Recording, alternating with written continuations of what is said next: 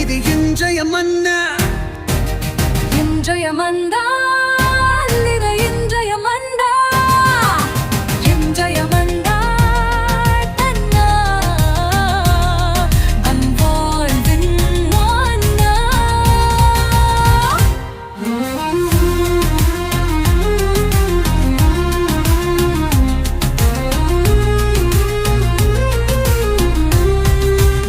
அன்பு இயேசுவுக்கு பிரியமான இறை சமூகமே, நண்பர்களே, உங்கள் ஒவ்வொருவரையுமே சிறப்பாக இந்த புதிய நாளில் சந்திப்பதிலே மிகுந்த மகிழ்ச்சி. இந்த புதிய நாளை கொடுத்த கடவுளுக்கு நன்றி கூறி முகமலர்ச்சியோடு நேர்மறை எண்ணங்களோடு இந்த நாளை தொடங்க முயற்சி எடுப்பாம். இன்றைய மன்னா என்ற இந்த நிகழ்ச்சியில நம்முடைய தாயாம் திரு அவை சிறப்பாக இந்த திங்கட்கிழமை வேளையில கொடுத்திருக்கிற இன்றைய உன்னதமான மன்னா மத்தேயு நற்செய்தி பிரிவு 21 இறை வார்த்தைகள் 23 27 முடிய பகுதிகள். இந்த பகுதி எதை பற்றி சொல்லுகிறது என்று பார்க்கிற பொழுது, இயேசு மறைநூல் அறிஞர்களை பார்த்து அவர் பல்வேறு காரியங்களை போதித்து கொண்டிருக்கிறார். இவ்வாறு போதித்து முடித்தவுடன் அங்கிருந்த மறைநூல் அறிஞர்களும் மூப்ப தலைவர்களும் அவரை அணுகி கேட்கிறார்கள், எங்கிருந்து இந்த அதிகாரம் உங்களுக்கு வந்தது? இந்த அதிகாரம் கொடுத்தது யார்? இப்படி போதிக்கிறீரே, புதுமைகள் செய்கிறீரே, இந்த அதிகாரம் எங்கிருந்து வந்தது? இயேசு அவர்களுடைய சூழ்ச்சியான கேள்வியை உணர்கிறார். அவங்க யதார்த்தமா கேட்கல, இதுக்கு பின்னாடி ஒரு வச்சுக்கிட்டு தான் அந்த கேள்வியை கேட்கிறாங்க. இதை உணர்ந்த இயேசு மீண்டுமாக அவங்க கிட்ட ஒரு கேள்வி கேட்கிறார்.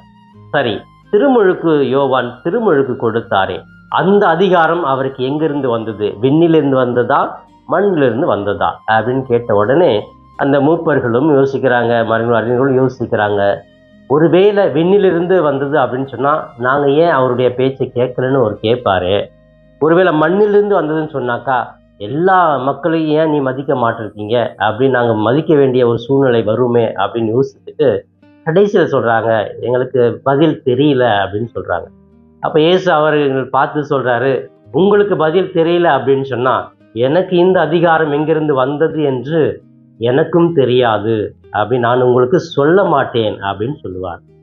பாருங்க, சூழ்ச்சியா ஒரு கேள்வி கேட்குறாங்க, வெறு கிளவர் ஆன்சர் அப்படின்னு சொல்லுவோம் இல்லையா, அந்த மாதிரி ஒரு வித்தியாசமான ஒரு பதிலை இயேசு இந்த இடத்துல அங்கே பதிவிடுகிறார். பிரியமானவர்களை, இந்த பகுதி நமக்கு கொடுக்கிற சிந்தனை என்ன என்று பார்க்கிற பொழுது, உண்மையை ஏற்றும் தாழ்ச்சி இல்லாதவர்கள் இருளிலே வாழ்கிறார்கள். ஆம் பிரியமானவர்களே, உண்மையை ஏற்றுக்கிட்டாங்க, புரியுது, ஆனாலும் அவங்க கிட்ட ஒரு தாழ்ச்சி இல்லை அப்படின்னு சொன்னா அவர்கள் இருளிலே தான் வாழ்கிறார்கள், அவர்கள் வெளிச்சத்திற்கு வருவது கிடையாது என்ற ஒரு கருத்தை இயேசு முன்வைக்கிறார். அந்த மறைநூல் அறிஞர்களுக்கும் சரி, மூப்பர்களுக்கும் சரி தெரியும், உண்மை தெரியும், ஆனா அவங்க கிட்ட ஒரு தாழ்ச்சி இல்லை. என்ன தாழ்ச்சி? இவரை ஏற்றுக்கொள்ளக்கூடிய ஒரு தாழ்ச்சி இல்லை. எப்படி இவரை நாங்கள் ஏற்றுக்கிறது? தச்சருடைய மகன் தானே, இவர் எப்படி இவ்வளவு புதுமையெல்லாம் செய்ய முடியும்?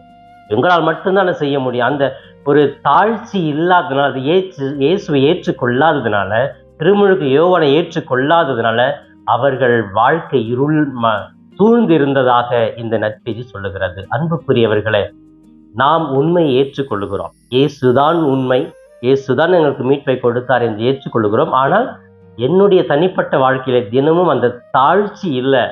அதை நான் மக்களுக்கு எடுத்து சொல்லலை. இயேசுவை மையமாக வைக்காமல் என்னை நான் மையமாக வைத்து பேசுகிறேன், என்னால் தான் முடிகிறது அப்படின்னு சொல்றப்போ அந்த இடத்துல தாழ்ச்சி இல்லை. அந்த தாழ்ச்சி இல்லை அப்படின்னு சொன்னா இருள் சூழ்ந்த வாழ்க்கை நம்மை சூழ்ந்து விடும். நமக்குள்ள ஒரு பிரகாசம், ஒரு வெளிச்சம் இருக்காது என்பதை தெளிவாக சொல்லுகிறார். இரண்டாவதாக நாம் சிந்திக்க வேண்டியது, கேள்வி கேட்பது சரிதான், ஆனால் தவறான பொய்யான கேள்வியை கேட்பதுதான் பாவம். அன்புக்குரியவர்களே, கேள்வி கேட்கலாங்க, எல்லாருக்கும் கேள்வி கேட்க உரிமை உண்டு. ஆனால் அந்த உண்மை சார்ந்ததை மறைத்து விட்டு பொய்யான கேள்வியை கேட்பது பொழுது அந்த இடத்திலே நாம் பாவிகளாகவே சித்தரிக்கப்படுகிறோம் என்று அழகாகவே இந்த மறைநூல் அறிஞர்களையும் மூப்பர்களையும் இயேசு சாடுவதை போன்று நம்முடைய வாழ்க்கையில நாம் கேள்வி கேட்கலாம். எப்படி கேட்கிறோம்? ஏதோ ஒன்று வச்சு அந்த ஆளை ஒரு இக்கட்டான சூழ்நிலை தள்ளி விடலாம் அப்படின்னு நினைச்சு பார்க்குறோமா? அப்படி இல்லைன்னா அவரை பழி வாங்க வேண்டும் என்று கேள்வி கேட்கிறோமா? மாட்டிக்குவார் இந்த கேள்வி கேட்டோம்னா என்ன பதில் சொல்றது தெரியாது, திக்கு தில்லு முள்ளு ஆடுவார் அப்படின்னு சொல்லி நம்ம யோசிக்கிறோமா? அப்படின்னு யோசிக்க வேண்டும். எனவே பிரியமானவர்களே, உண்மை சார்ந்தது எதுவோ அதை மட்டும் நான் கேட்க வேண்டும். பொய்யான ஒன்றை மறைத்து நான் இப்படி கேள்வி கேட்கிறேன், அவரை மாற்றி விட்டு விடுவேன் என்று சொல்லி சூழ்ச்சியோடு கேட்பது தவறு என்பதை புரிந்து கொள்ள வேண்டும். அன்புக்குரியவர்களே, இந்த திருவருகை காலத்திலே நம்முடைய வாழ்க்கையிலே யதார்த்தமாக நடக்கக்கூடிய ஒன்று இதுதான். நாம் உண்மையை ஏற்றுக்கொள்ளுகிறோம், ஆனால் நம்முடைய வாழ்க்கையில தாழ்ச்சி இருக்கிறதா சிந்திக்க வேண்டும். கேள்வி கேட்கிறோம், அந்த கேள்வி நேர்மையான கேள்வியாக இருக்கிறதா, சூழ்ச்சி உள்ள கேள்வியாக இருக்கிறதா யோசிக்க வேண்டும். இந்த சிந்தனையை சிந்தித்து இயேசுவை போன்று நாம் எப்பொழுதுமே தெளிவாக இருக்க வேண்டும் என்றும் கற்றுக்கொள்ள வேண்டும். இயேசு நீ என்னதான் கேள்வி கேட்டாலும் அதுக்கு அழகான அந்த கேள்வியிலிருந்து அவங்களுக்கு ஒரு கேள்வி கேட்டு ஒரு பதில சொல்றாரு பார்த்தீங்களா, ஒரு உண்மையை அவங்களுக்கு வெளிப்படுத்துறாரு பார்த்தீங்களா, அவர்கள் வாயை அடைக்கிறார் பார்த்தீங்களா, அதுதான் கடவுளுடைய தன்மை. இப்படி நம்ம ஏதாவது ஒரு கேள்வி கேட்டாலும் டென்ஷன் ஆயிடும். என்னை பார்த்தா நீ சொல்ற, நான் யாரு தெரியுமா, நான் எவ்வளோ சக்தி வாய்ந்தவர் தெரியுமா, எவ்வளோ புதுமை செஞ்சிருக்கேன் தெரியுமா, எங்கள் பேக்ரவுண்டு தெரியுமா, நான் எந்த அளவுக்கு வாழ்றேன் தெரியுமா, இப்படி நம்ம கோபப்பட்டு அந்த இடத்துல வாக்குவாதம் ஆரம்பிப்போம், இல்லைன்னா சண்டை போடுவோம், திட்டுவோம், அடிப்போம் இல்லையா.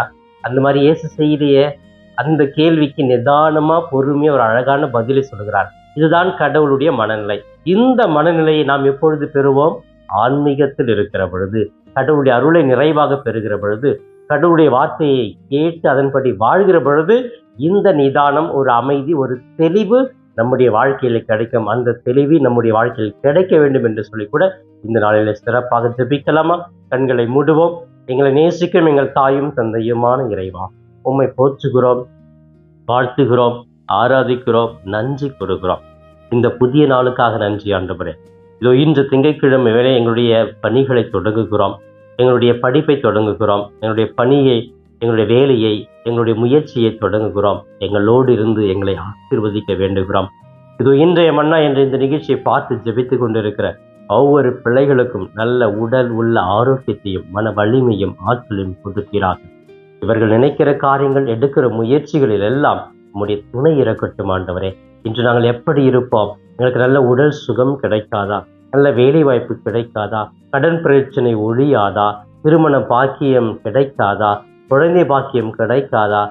நல்ல வேலை கிடைக்காதா? என்று பல்வேறு கருத்துக்களுக்காக குடும்பத்தில் இருக்கிற சண்டை சச்சரவிலிருந்து விடுதலை கிடைக்காதா? இந்த கோர்ட்ல இருக்கிற கேஸ் நல்லபடியாக சாதமாக எங்களுக்கு அமையாதா?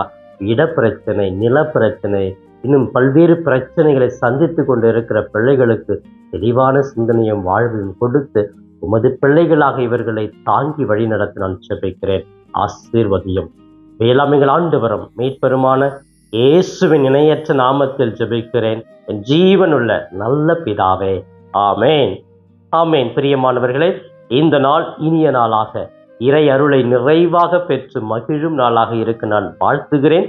உங்கள் ஒவ்வொருவருக்காக சிறப்பாக என்னுடைய தனிப்பட்ட ஜெபத்திலும் என்னுடைய திருப்பலிலும் கூட நான் ஜெபிக்கிறேன். இயேசுவுக்கு புகழ், மரியே வாழ்க. Thanks for watching Father Das Cap YouTube channel. Subscribe and share the video to your friends. May God bless you.